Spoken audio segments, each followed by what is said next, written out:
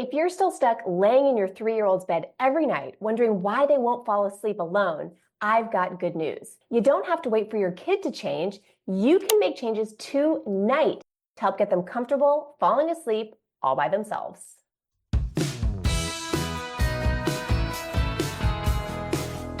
You tell yourself every night, okay, I'm just gonna lay here for 5 minutes and then I'm out of here. But 90 minutes later, you're still lying there. And if you're somehow still awake, you're trying to sense your kid's breathing pattern to determine if they're really asleep. So you can plan how you're gonna sneak out of the bed and sneak out of the room like a freaking Navy SEAL, right? Only to have them wake up crying for you like 2 hours later. Yeah, sound familiar? But here's the truth. The number one reason why your toddler still needs you at bedtime, it's not because they're anxious or spoiled or emotionally damaged. It's just because they've developed a habit around falling asleep. And that habit includes you as a very important part. But here is the good news. As we all know, habits can be changed. This bedtime pattern, it's changeable, gently, confidently, and without the emotional chaos that you might be scared of. Toddlers are real creatures of habit. They naturally cling to what is familiar. So if their entire experience of falling asleep revolves around you being there, your body, your scent, your voice, then that presence becomes what we call a sleep crutch. Now, what does that mean? It means your child hasn't learned to fall asleep on their own because they've really never had to. They don't know how to fall asleep alone, not because they're incapable of it, but because they've never had a chance to practice that skill. Okay, I'm gonna give you an analogy. It's kind of like when your child was learning how to walk. If you picked them up every single time they tried to take a step, they would never learn how to walk, even once they're physically ready and totally capable. Because without those first few stumbly steps, they would never learn the skill of just putting one foot in front of the other. That's basically what's happening here.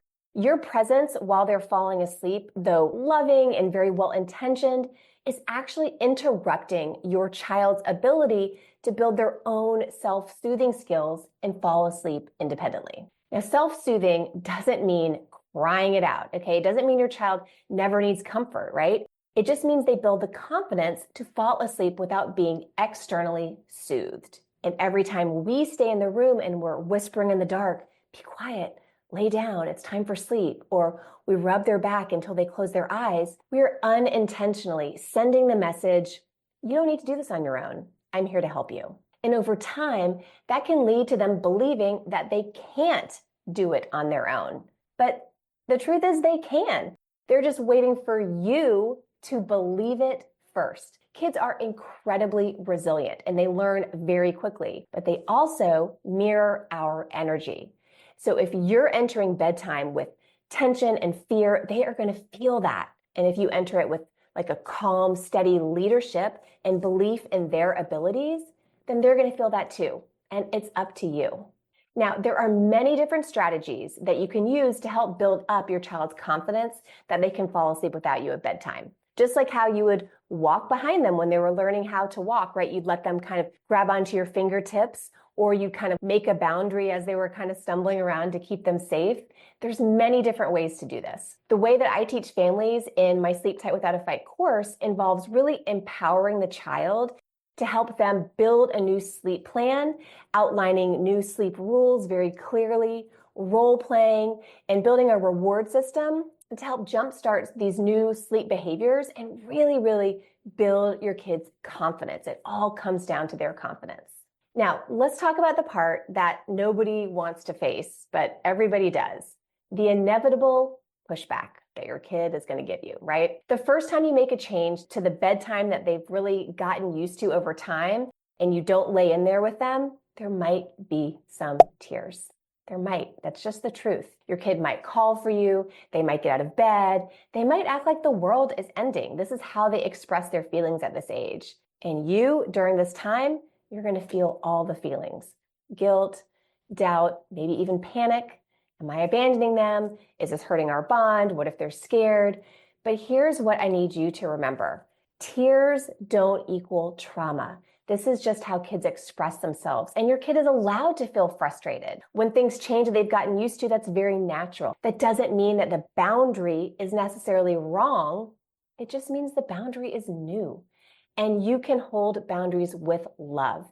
You can say, I know this is hard. I know this is different. I love you and I believe in you. That's really the mindset shift that you need to understand and take to heart. Your child can do this with your help, your guidance, and your steady reassurance. And guess what happens when you stay consistent? Your child adapts and they learn and they start falling asleep on their own. They stay in bed, they sleep longer, they wake up more well-rested and more confident in themselves. If this episode hits home for you and you're thinking, okay, how do I actually do this, Jessica? Then come join me in my free Toddler Sleep Workshop. I'm going to walk you through my proven approach to building new bedtime habits that actually stick without harsh methods and without second guessing yourself and without crying yourself to sleep in your toddler's room, okay? So head to toddlersleepmasterclass.com to register and save your spot because you deserve to sleep and so does your kiddo. I can't wait to see you in class.